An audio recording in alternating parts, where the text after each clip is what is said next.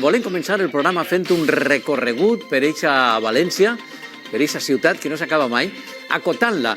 I ho farem en xifres. 10 xifres que defineixen València i que ens conta Carles Coscollà, a Traca de Barris. Què tal, Carles? Com estàs? Què tal? Bon dia. Així estem preparats per a contar aquestes 10 xifres. Molt bé.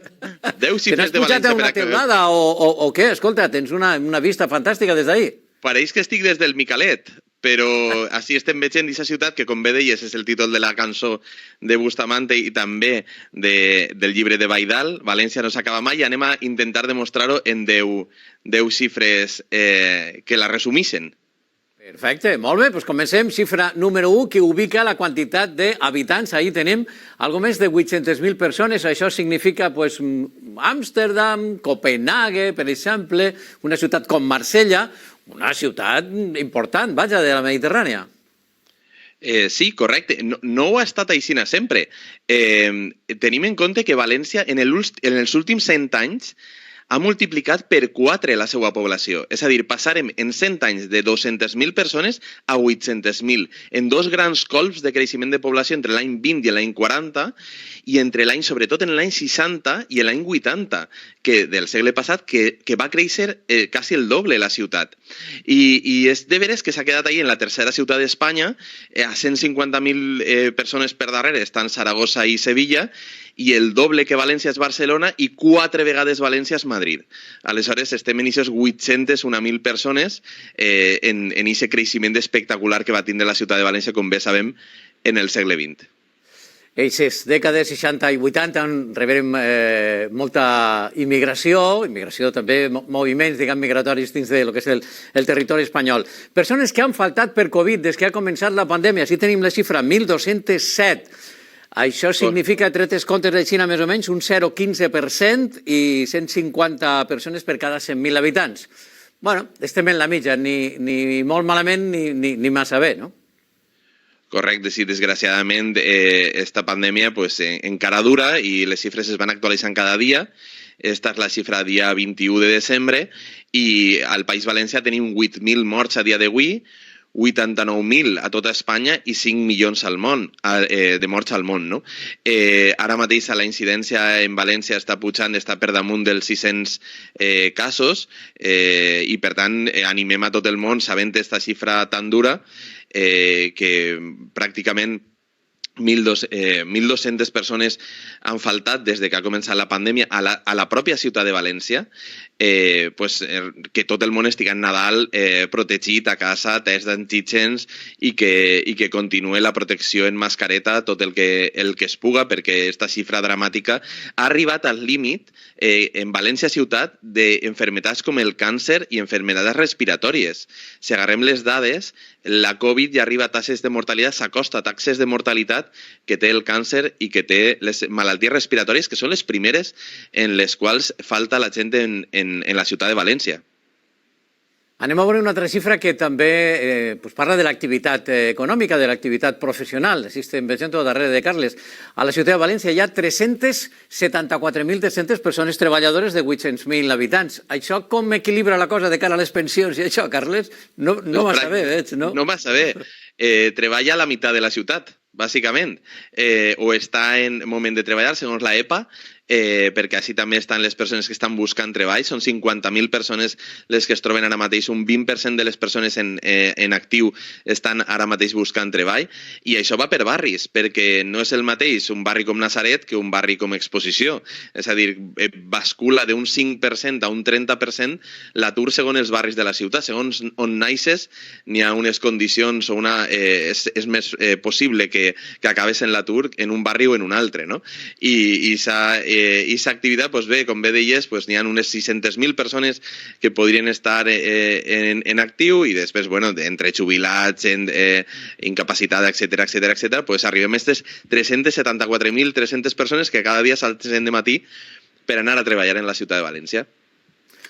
que, bueno, sostinguent el sistema, i d'això es tracta, des que estem treballant, donar suport als que ja no treballen o no poden fer-ho per qualsevol circumstància. Parlaves de barris i quines xifres més desiguals entre el 5 i el 30% de desocupació o de possibilitat de desocupació d'estar en l'atur segons un barri o un altre. També imagina que les xifres aniran per barris en la següent dada. 90% de la població del Cap i Casal entén el valencià. De parlar-lo ja és una altra cosa, no?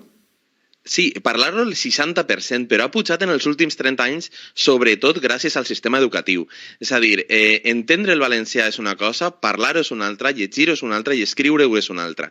En les xifres d'escriptura, de saber escriure el valencià, a l'any 86, a l'any 1986, no arriba a un 6% de la població deia que sabia escriure en valencià. Avui estem per damunt del 30%. O sigui, en qüestió de 30 anys ha anat a punt percentual per any que saben escriure. Una altra cosa és que no puja al mateix ritme la gent que el parla, no puja al mateix ritme la gent que el llig, no puja al mateix ritme el valencià en general, no? Però aquesta xifra sí que és molt simbòlica de la gent que sap escriure, no? I és molt curiós també el 90%, perquè si hem dit que la població no nascuda a València ciutat era pràcticament la meitat, vol dir que moltíssima gent que ve a València ciutat, que ha nascut a la resta d'Espanya, a la resta del món, entén el valencià. Per tant, aquest estigma que se diu a voltes de s'han de fer programes en castellà perquè si no la gent no els entén, és mentira, és fals. Estem en un 90% de la població de la ciutat de València que assegura entendre el valencià. Estem parlant del Cap i Casal, no parlem d'altres comarques que són més clarament castellà parlants. La situació del Cap i Casal en aquest sentit és bona i hem de pujar més la qüestió lectora, no? I utilitzar el valencià a qualsevol hora i dir bon dia, bona vesprada, i després ja en parlarem. Més coses, barris, 87, per tant, 87 traques de barris, no les has disparades entre cometes totes així a la tele, però ja en són unes quantes, no sé si són molts o pocs, bueno, són els que són, no? Pues aprofitem per a dir que al podcast de Traca de Barris i també al canal de YouTube de Traca de Barris podeu veure fins a 60 barris que ja hem fet en esta mateixa secció. Hem passat per tots, el marítim, per el centre, per el sud, pel nord, per l'oest, per les pedanies, hem passat pels barris més històrics i pels més nous. Així que Traca de Barris, buscat a YouTube o en podcast podeu seguir. I dit això, saber que els 87 barris que n'hi ha estan també inclosos dins de 19 districtes, no? Districtes com, per exemple, Jesús Patrai, que tenen junts més de 100.000 persones. O sigui, són més d'una ciutat. Si diguérem que la mitjana de població per barri, perquè n'hi ha barris que no arriben a les 100 persones, n'hi ha barris que passen de les 40.000, com és el cas de Benicalap, la mitjana és de 10.000 persones per barri, al voltant d'unes 9.000 molts, de quasi 10.000 persones per barri n'hi ha a València. Aleshores vol dir que cada barri seria com una xicoteta ciutat, no? I clar, València la conformaria en 87 ciutats xicotetes, no? Del tamany de Picanya, per exemple. Són 87 voltes Picanya, la ciutat de València. Una manera de veure-ho, no? 87 voltes Picanya. I no tots els barris, per la xifra que ara veurem, tenen associació constituïda de veïns i veïnes, tan important aquest teixit associatiu per a la reivindicació i per a la unió del barri. Hi ha barris, per tant, que no tenen aquesta associació. Coneixes bé el teixit associatiu de la ciutat. Sí, bé, solen ser barris rics, perquè els barris que lluiten per tindre unes condicions millors solen tindre associació, i associació amb molt de pes en el barri. És el cas de Nazaret, és el cas de Sant Marcelí, ara també és el cas d'Orriols, Malvarrosa, etc. Són barris que igual no han sigut poble. Els que han sigut poble tenen associació de veïns perquè pareix un ajuntament, no? Patrais, és el cas també de Campanar, perquè han sigut tradicionalment pobles. I després n'hi ha associacions de veïns més noves, com la que hem comentat fa poc de Gran Via, no? Que acaben d'eixir a la pandèmia. I després també tenim associacions de veïns heretades, no? Però m'agradaria incidir en que hi ha associacions de veïns de València que s'han creat recentment per joves.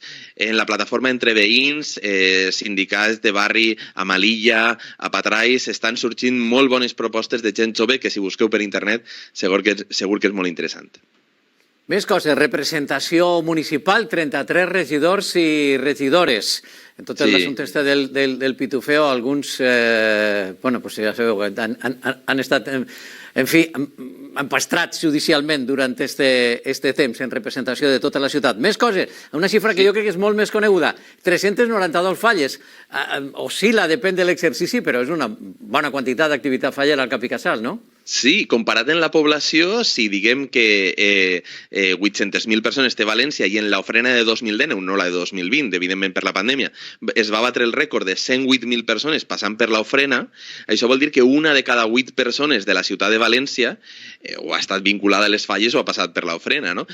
Aleshores vol dir una activitat tremenda. València també té una activitat molt gran que tal volta està eclipsada per les falles de bandes de música. N'hi ha 27 bandes de música de barris a la ciutat de València, 27 bandes. Això es diu pronte i no se sol tindre en compte, com les festes de barris que també queden eclipsades per aquestes 392 falles de la ciutat de València, no? I del voltants, no? Aquestes falles, evidentment, n'hi hauria que potenciar sobretot la cultura, l'estudi faller, no? Com la plataforma i els estudis fallers que es fan per a conèixer millor els pirotècnics i els artistes fallers. És un sector d'una banda, però per descomptat conforma la nostra identitat històrica i cultural, per descomptat a través de les falles. Ens queden dos dades, metres de zones verdes, no sé com estem en comparació en altres ciutats, algo més de 5 milions de metres quadrats, sona bé d'entrada, no? Sí, bàsicament és perquè tenim un parc natural dins del terme municipal, que és l'Albufera, que pràcticament té el tamany de la ciutat. I després tenim tota la zona del riu i molts parcs com la Rambleta, Marxalenes, el parc de Capçalera, etc. No? I és un tresor que hem de conservar. Data negativa, i també coincidís en estos 5, no?